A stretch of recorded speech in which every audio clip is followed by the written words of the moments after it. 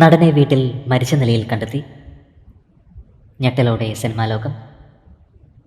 Hollywood നടൻ Michael മാഡ്സനെയാണ് കാലിഫോർണിയയിലെ മാലിബുവിലെ വസതിയിൽ മരിച്ച നിലയിൽ കണ്ടെത്തിയത്.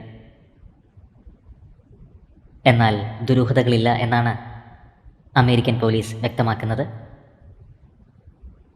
ഹൃദയാഘാതമാണത്രേ മരണകാരണം. മൈക്കൽ മാഡ്സന് 67 വയസ്സായിരുന്നു.